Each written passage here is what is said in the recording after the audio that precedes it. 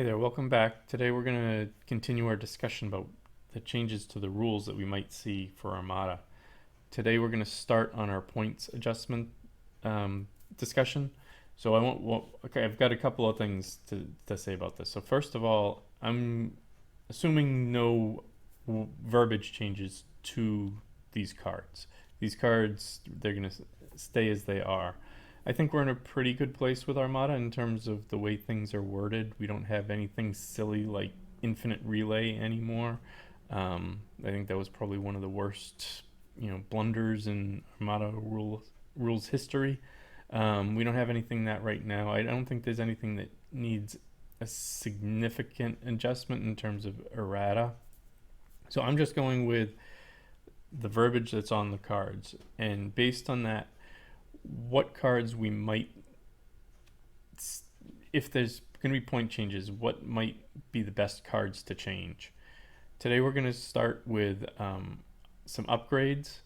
In future videos I will go over ships and ship titles, commanders, and squadrons.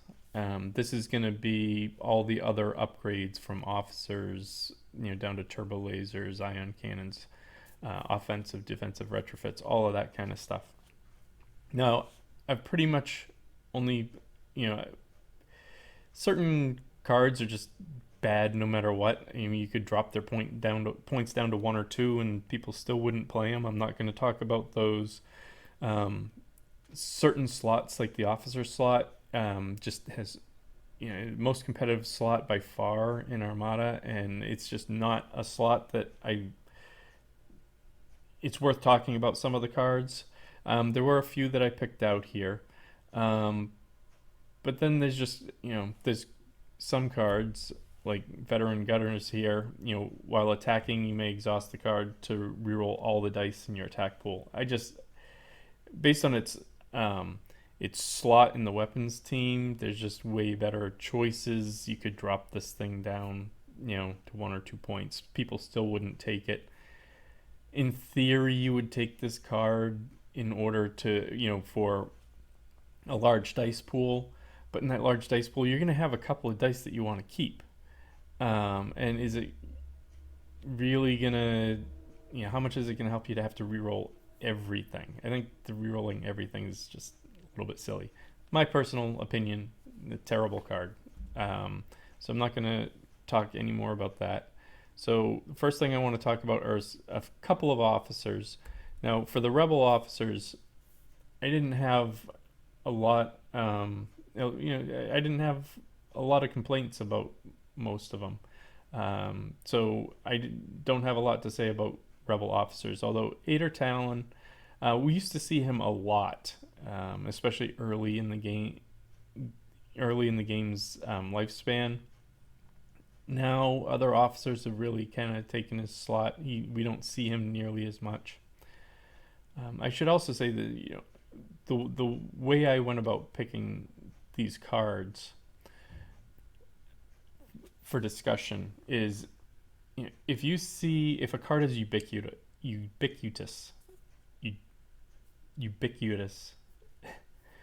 get what I mean. If you see it all the time,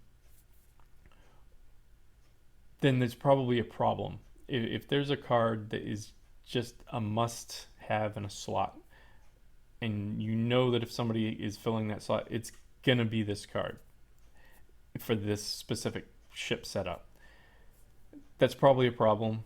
That probably means the card is priced too low for its ability. And then the other one is, if you have a card that has a decent ability but you never see it on the board, it's probably priced too high. And that's kind of what I went with this. Iden Versio, still really strong ability, but we just don't see him much anymore. So I think he could stand for a couple of point reduction. Not a lot, 2 points sounds about right, give or take 1 or 2 points. Then we're going to get into some Imperial Officers. I found a lot more Imperial Officers that I really wanted to talk about. I saved one for the end because I think there's one that's just off the wall, miscosted. But first one I want to talk about is Director Krennic. Director Krennic, I love his ability. I think it's great. But I think there's only, because of the competitiveness of the slot, and because there's only a few ships that he really works great on. There's the Simoon, but the Simoon you want different officers on. I have one Architans build that works great for him, but it becomes a really expensive Architans when I do that. And there are taxes on his ability. And whenever there's a tax on an ability, I think that, reduces its value a little bit. So he has a range tax, and it requires concentrate fire dials and or tokens. It's a great ability, lots of rerolls out of it if you meet the requirements. But I think because of the taxes on his requirement, I think he could stand to be a couple of points lower. Maybe around the 6 range. Then we have Emperor Palpatine. I love this card. It's one of my favorite cards to play when I'm playing Imperials. It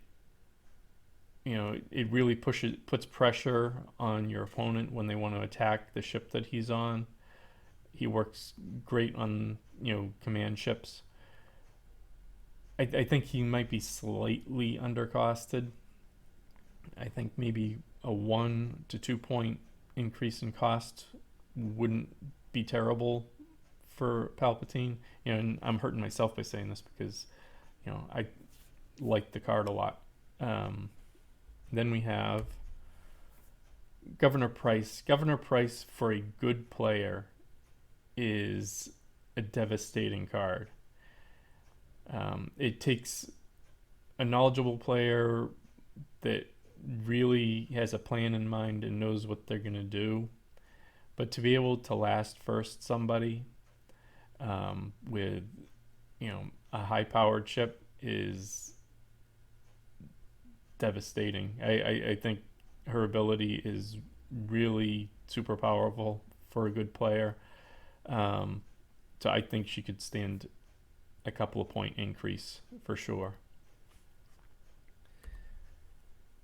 Then Iden Versio. Iden Versio, another great card. I really like it.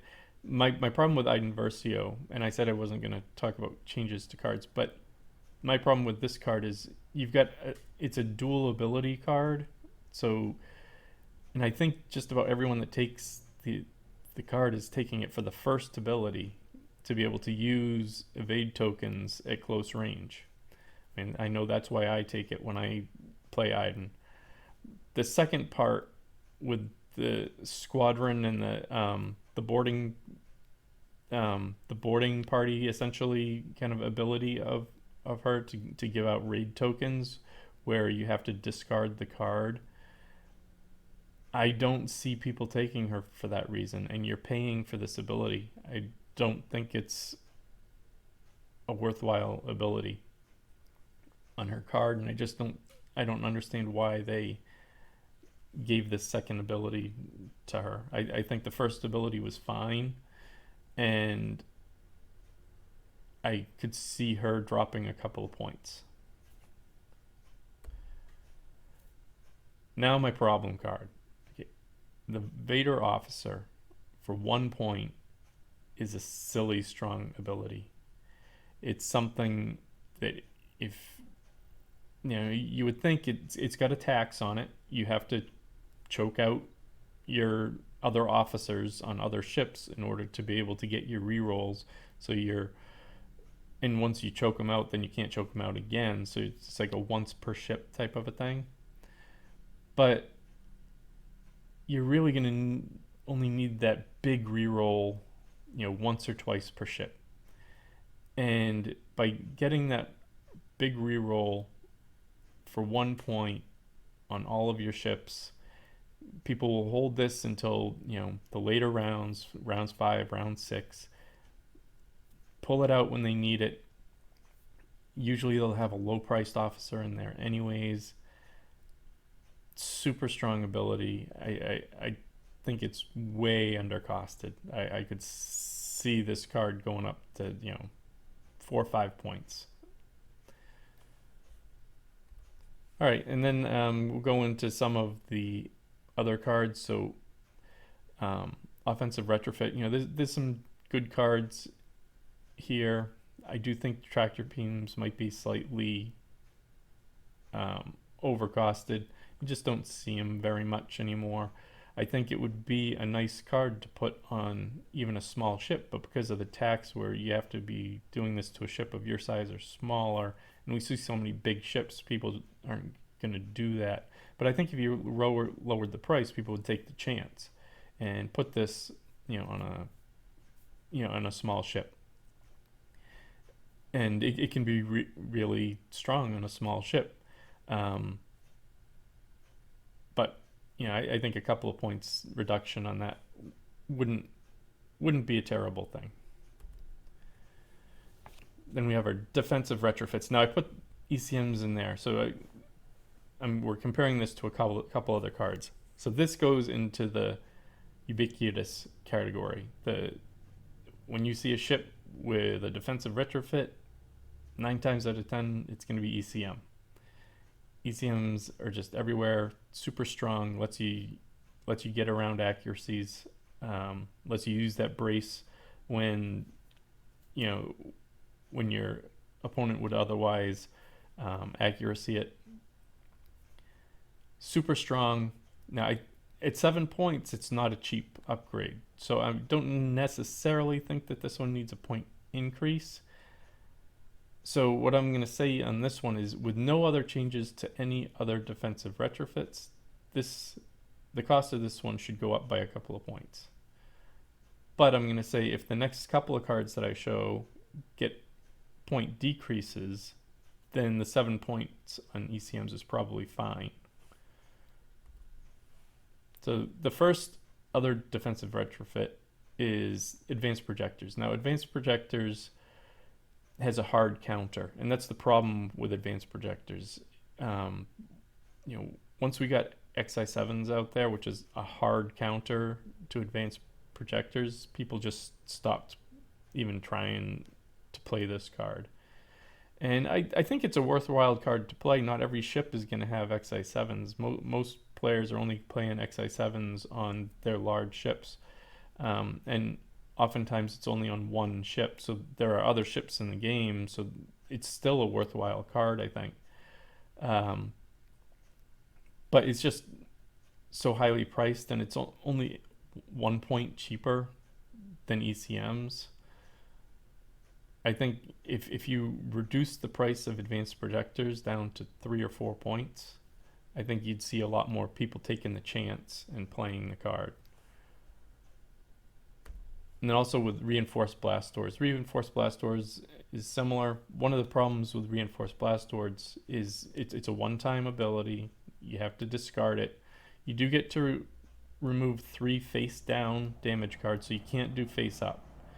So that's not great. So you're restricted to having to do face-down damage.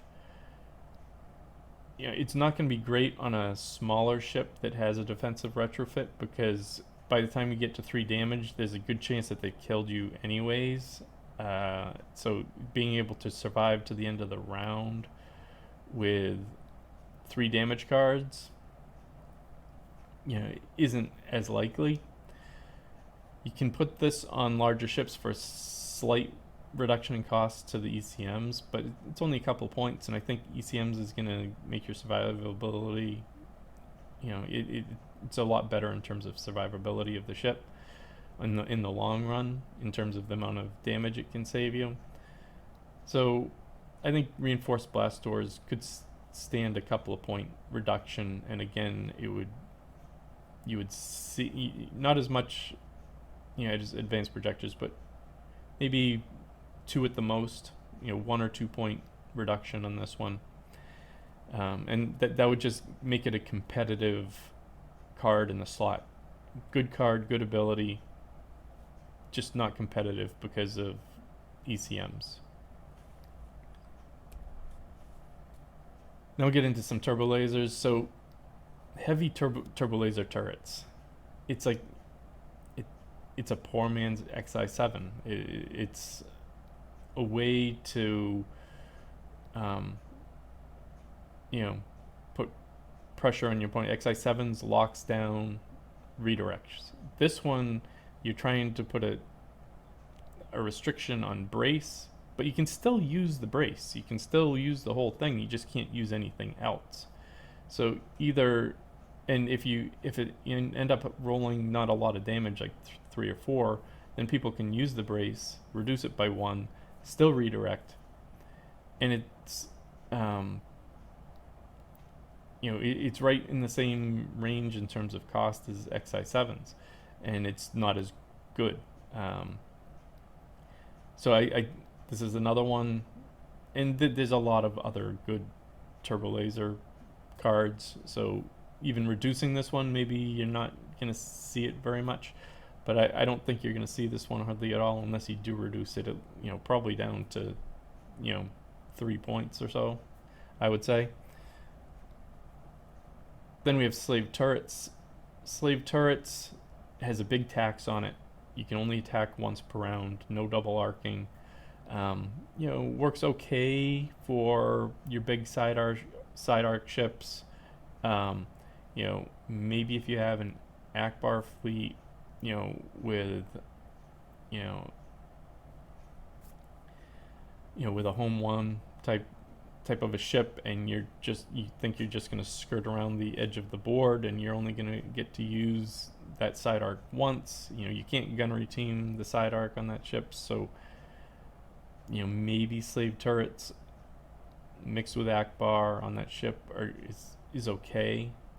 But I think the tax is big enough that this one could stand a 1 or 2 point reduction in order to see it a little bit more in the game. Alright, for ion cannons, this is a big one. The NK7 ion cannons. You never see this card anymore. It's a blue crit card. It's an exhaust, so there's a tax on it, on an exhaust, so you can't use this for both of your attacks. And there's also another tax in that your defender gets to choose which of his defense tokens to discard. If you are able to choose the defense token to discard, then I think the cost is probably okay. But because your opponent gets to choose which one to discard, I think the cost is just too high on NK7s. I think it would be a fun card to see a little bit more often, put a lot of pressure on defense tokens this way. But without changing the verbiage of the card, I think a reduction to 7 or 8 points would make this a little bit more palatable card to play. Alright, and then we have Overload Pulse. Overload Pulse, we used to see this a lot. It's a big Avenger card in order to exhaust defense tokens. Now, it does have a little bit of a cost in that, a tax, in that your opponent can, when you're going to use this, they can still use their defense tokens in order to reduce the damage from the attack of Overload Pulse. So because of that tax, you have to do this and then get a second attack either from another ship or a dual arc with the ship that you're using Overload Pulse with, in order to get the advantage of having all of your opponent's defense tokens exhausted. Because of that order of operations with this card, I think it's slightly overcosted at 8 and could use a reduction of 1 or 2 points in order to see it a little bit more in the game. We have a couple of really great ion cannon, we have a couple of great ion cannon, cards for the slot, and I just don't think you're going to see Overload Pulse much unless it gets a reduction. Now, rapid reload for our ordnance slot. Okay, so this one you're getting an additional black dice out of your left and right. Um, you never see this card. Um, it's a close in, and one there's one reason why, and I'm gonna get to that. Well, there's a couple of reasons why. One, it's overcosted, but two, there's a better card for the slot, which we're gonna get into at the end. So this is another one where I've got a few cards that the point cost depends on where you put, the increase or decrease. So assuming no other changes to other ordnance slots, I think rapid reload in order to see play needs a significant reduction. It's a close in, it's a close range black dice type of a card. You don't get a lot of double arcs, or you don't get a lot of big, dual double arcs from your sides. So you don't, not double arcs, but even just two shots. You don't get two shots in one turn, one out of each side at close range generally. So you're only maybe getting one dice a turn out of this. And usually black dice ships, either they're gonna kind of sacrifice themselves, get in one or two good shots, and then either they're gonna die or they're gonna be off, damaged, kind of circling around the board just to survive the game. So I think this one's a little overcosted with no other changes. So maybe a couple of point reduction for that one. Then we have expanded launchers. When was the last time you saw this since launch? Not very much. I think it might be the most expensive pure upgrade in the game, if I'm remembering correctly. 13 points is ridiculously expensive. You do get 2 extra black dice out of your front hull zone out of this, so in theory it's a good, Gladiator Star Destroyer demo type of a card. But again, it's black dice. You're hitting and running generally. You're not, if you get 2 shots out of it, you're probably really happy.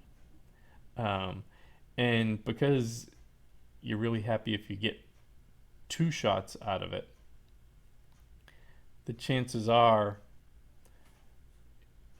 you can have a much cheaper card to get that one shot. And then that one shot being external racks. So external racks is kind of the yin to the yang of the other two. External racks is a really great card. There's no arc restriction on it. It's one time, 2 extra black dice. Great card, cheap card. Now there are other great turbo laser cards, but for the same cost as the other two, you could get assault concussion missiles or assault proton torpedoes, which much better cards, similar or less cost than either of the other two.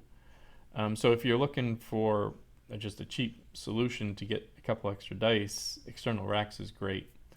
So I think external racks, if it bumped up a little bit, maybe the other two are fine. I mean, I think expanded launchers, no matter how much you increase external racks, isn't gonna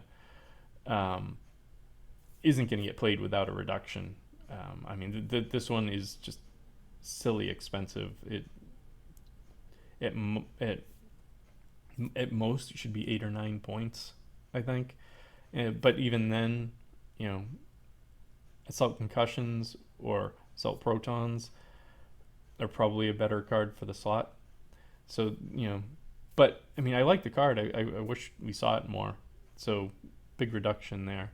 So that's what I have for our upgrade card slot changes to points based on current verbiage of the card. Are there any other cards that you think we should, give a thought to changing? Any really outlandishly costed or undercosted, overcosted or undercosted cards? I will be back to do commanders, ships, titles, and squadrons soon. If you like the video, please give it a thumbs up. please consider subscribing, and we'll see you next time. Thank you.